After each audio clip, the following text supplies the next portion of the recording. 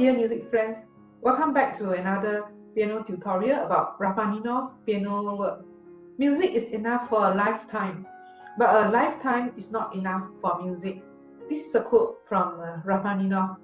This is a piece of music that all pianists should play in the COVID-19 years of 2020. It brings peace and hope to the world and gives us a lot of motivation to move on with the COVID-19 battles. I hope this can inspire us to move on and make good music. Rachmaninoff wrote 24 variations based on a theme from Paganini's orchestra work. This 18th variation is one of the most well-known and most beautiful variation that has a piano transcription based on the orchestra work. It presents technical difficulty for the pianist with series of thick block chords in the middle section that closely resembling a piano concerto. Today's piano tutorial is to talk about how do we play passages with series of big block chords with small hands. The amazing part about this method is also to help you stretch your hands wider after practicing with this method constantly. Because my hands are also quite small. In beginning, the biggest stretch I could make is only an octave, but after practicing with this method for years, I can stretch to cover 9 keys instead of 8 keys. So the stretch is wider, but the size of your hand will still remain the same. The size of your hand will not change, but it will change the amount of key that you can stretch. I also talk about unique interpretation such as subito piano that many pianists like to use when playing his work. Rachmaninoff had a hard time dealing with his depression when composing this piano work. He lived with it, he coped, and he tried to move on. During this period of time, he barely composed and seldom performed during this period of time. But there was something good to come out of this difficult period. He began gaining more confidence and experience as a conductor. When he started traveling and make friends, he was the composer of his own work. He played the piano solo part for the piece premiere at the Lyric Opera House in Baltimore. So this is Rachmaninoff played Rachmaninoff. Sometimes in the cover of the CD, you can see that the Rachmaninoff piece is played by Rachmaninoff himself, because he's quite late romantic and near 20th century composer. The melody of the 18th variation is based on an inversion of the melody of Paganini's theme.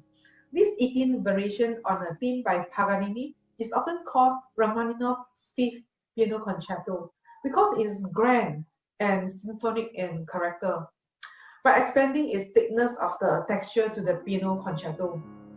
It has a wide variety of tone colors.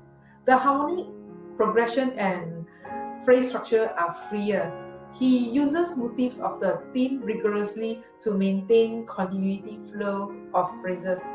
Without further ado, let's start the tutorial now. But I will play through the pieces. I play through the piece for you first before the tutorial.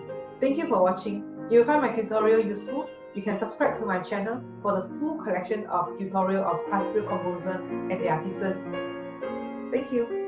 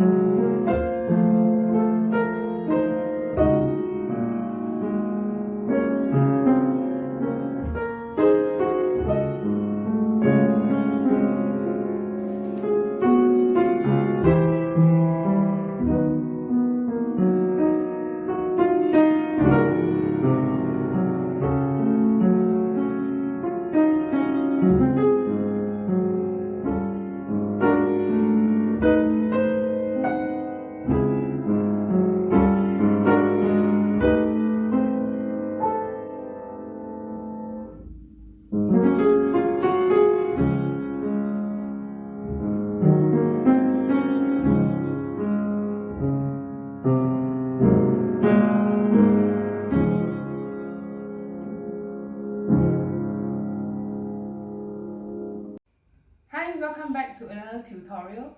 Let's talk about the passage that has many big chords here.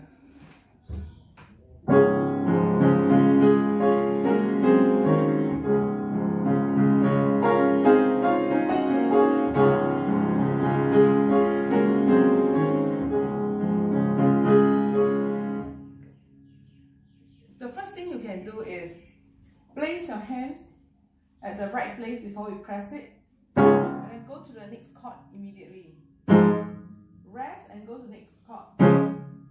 Quickly go to the next chord, but don't press it immediately. This is to check the position of hand is correct before you press the chord. Go to the next chord.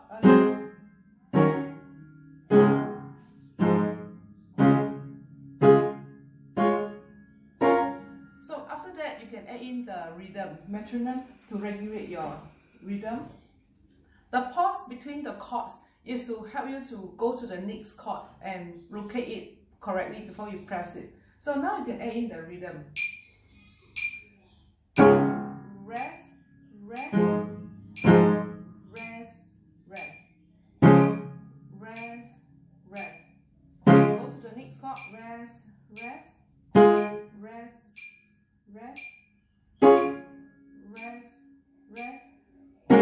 Once you can try this for a few days, maybe third or fourth day, when you are more familiar with the notes and you are more confident with the hands position, you can move to faster speed. Maybe you don't need to rest 2 beats, you can just rest 1 beat between the chords. Rest. Position the chord. Position the chord. Position the chord. Yes. Position the hand between when you have rest. Quickly go to the next chord to position your hand. So after that, once you know the position well, you can practice without the rest between the chord. Then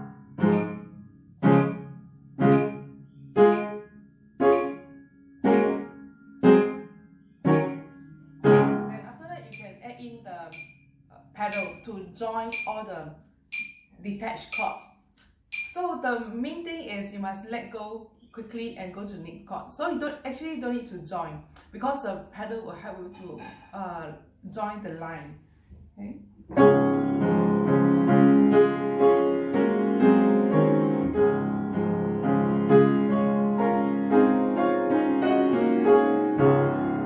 So after that, you can start to think about the shape. Start soft, then go loud, and then soft. Otherwise, your phrase will sound very choppy.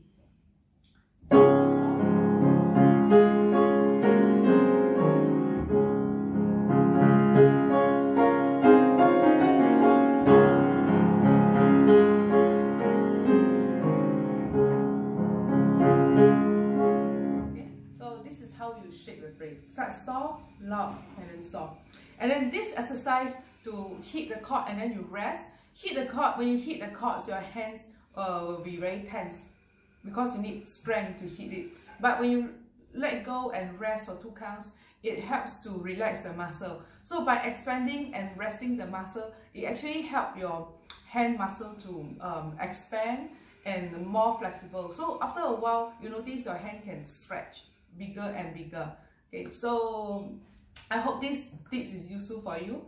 And another thing is how to use subito piano. How to do subito piano before you reach the real climax. Okay, there's a small climax. When it reaches up to certain dynamics, loud, it suddenly goes soft. So this is the example.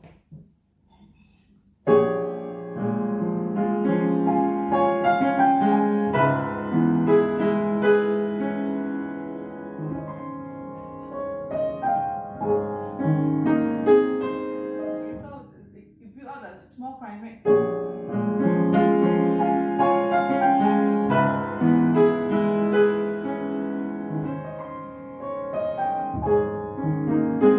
No, bigger climax here.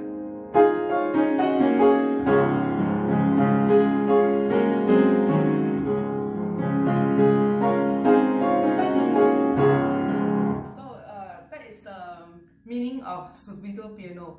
a small climax and sudden subito piano is to draw the attention, telling audience something bigger is coming. So before the really big climax, you can do a subito piano. That is the unique interpretation about this composer. Another thing is, in the beginning, there's a 2 bars introduction. Every time when you have 2 bars that has same introduction, they sound the same. The first time you can play slightly louder, the second time you can play slightly softer, because that will allow the mid-theme to come in and sound more obvious. First time slightly louder. Second time softer.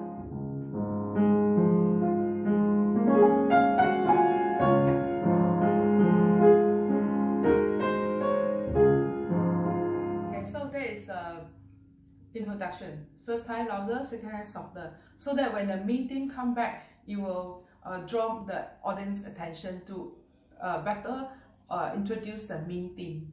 Okay, if you find this tutorial useful, you can subscribe to my channel for full collection of classical composer and their pieces and tutorial. Thank you for watching. Thank you.